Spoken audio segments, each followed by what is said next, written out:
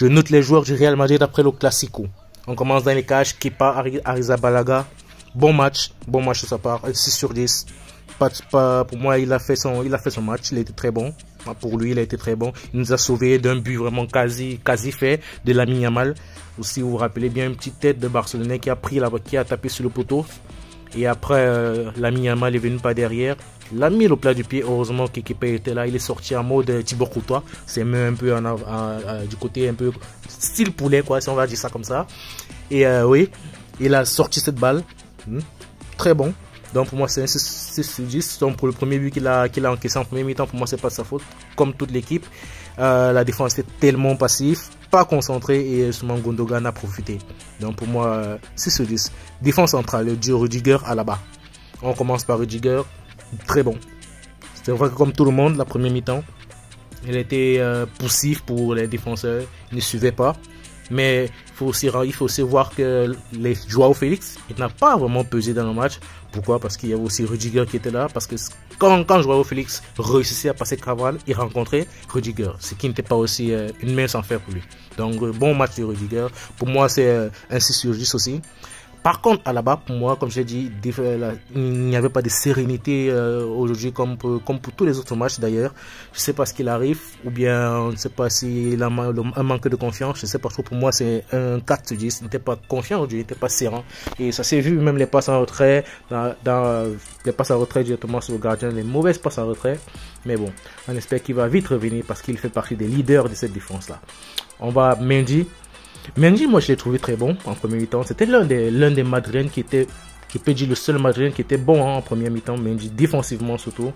Bah oui, Joao Cancelo ne passait pas. Il était pris. Fermin Lopez également. Il n'y avait pas de centre, rien. Car Fermin Mendy était là, solide comme un roc. Moi du coup j'ai pas compris pourquoi on l'a retiré. Pourquoi on l'a retiré en deuxième mi-temps. Je ne sais pas si peut-être qu'il est blessé ou bien c'est par rapport à son apport offensif qui est un peu inoffensif. Donc pour sa première mi-temps qu'il a fait, moi je peux lui donner une note de 6 sur 10. Maintenant, on monte un peu Sentinelle, Tchouaméni, lui il a fait comme tous les autres matchs, comme tous les autres joueurs. Première mi-temps c'était un peu aussi poussif. Vous avez vu, c'est un peu aussi à cause de lui qu'il y a eu ce but. Parce que s'il ne touchait pas la balle, il a touché la balle. On va dire qu'il a fait une sorte de passe décisive à Gundogan, quoi. Et Gundogan en a profité. Mais après ça, il est rentré dans son match, il ratisse, il tacle, il stoppe des actions, justement les actions importantes du Barça. Donc il a même fait des frappes. Il a donné une frappe très lourde tantôt à Ter Stegen et celui-ci l'a repoussé. Donc pour lui c'est un 6 aussi sur 10, 6 sur 10. Valverde, même note, 6 sur 10.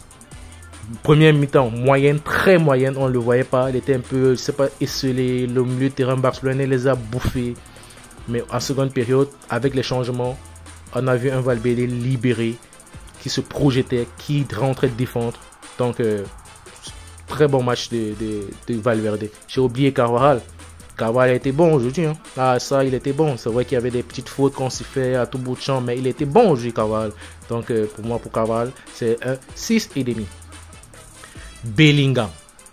Comment ne pas parler de Bellingham? Bellingham, le sauveur. Je vais faire une vidéo tout à l'heure encore sur lui pour vraiment, parce que il mérite une vidéo, quoi. Vous savez, il mérite une vidéo carrément. Lui, c'est un 8 sur 10. Moi, c'est l'homme du match, quoi.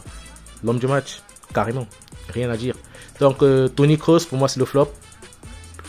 Il n'a pas été à la hauteur. Très lent. Les joueurs du Barça le récupèrent toujours la balle quand il était entre ses pieds. Il n'était pas vif, il n'était pas proactif. Il pesait. Donc on ne sait pas ce qu'il arrivait aujourd'hui alors qu'il est généralement bon dans les classicos. Cette fois-ci on ne sait pas ce qu'il arrive. Mais pour moi c'était le flop, hein, 4 sur 10. Rodrigo, il est sorti même à la mi-temps. Il est sorti quelques temps après la mi-temps, si vous avez bien remarqué. Un flop aussi, 4 sur 10. Il n'a pas pesé sur la défense, rien. Et pas de tac, pas de défense, rien. Il n'a rien fait, quoi. Pour moi, il était un peu flou. Donc 4 sur 10. Vinicius. Il a provoqué. Première mi-temps, c'est vrai qu'il était scellé avec Araujo. Toujours Araujo, il a fait qui justement le stoppait. Mais pour moi, il stoppait un peu irrégulièrement. Et à un moment, on sentait que Vinicius avait peur d'aller en 1 contre 1 contre Araujo, justement. Il avait peur d'aller en 1 contre 1 contre lui. Et justement, ça a un peu freiné le jeu de Vinicius. Ça a un peu ralenti son jeu et on ne le sentait plus trop dans le match, quoi. Mais bon, son match était moyen. Il a essayé de provoquer. Donc pour moi, c'est 5 sur 10. Maintenant, on va parler des entrants. Kamavinga, très bonne entrée. Pour moi, c'est 7 sur 10. Très bon. Tout le monde a vu, dès qu'il est entré, ça a dynamité tout le match. C'est un peu comme si c'était la pièce manquante qui restait. La dynamité, il a même failli avoir un penalty. Normalement, il devait avoir un penalty, mais bon, l'arbitre en a dit autrement. Kamavinga. Il y a Modric également qui est entré. Très bonne entrée aussi de Modric. Ça, rien à dire. 7 sur 10 aussi. Rosselló. Oui, Rosselló. Il a pesé cette fois-ci. On a senti l'importance d'avoir un 9 devant. Ça, il a occupé justement les deux axes centraux, les deux centraux du Barça, ce qui libérait un peu plus les joueurs comme Vinicius qui pouvaient un peu se mouvoir, les joueurs comme Bellingham qui avaient un peu plus de liberté, comme Valverde également. En plus, le milieu de terrain du Barça était de plus en plus fatigué, ce qui laissait plus de boulevard pour Kamavinga et pour Valverde. Donc c'est un peu ça pour moi. Voilà ma note. Et la note que je donne à Carlo Ancelotti, bah, c'est un 5. Hein. 5, c'est juste moyen. Car si on ne change pas notre système de jeu, notre style de jeu, ça ne va pas le faire. Il y a des gros matchs en Champions League qui arrivent. Et c'est pas toujours comme ça qu'on va remporter les titres. Bon les gars, voilà, nous sommes arrivés à la fin de cette vidéo. N'hésitez pas à vous abonner, abonnez-vous massivement et liker, partager. Donc je vais faire une vidéo tout à l'heure pour Jude Bellingham. Ciao, ciao.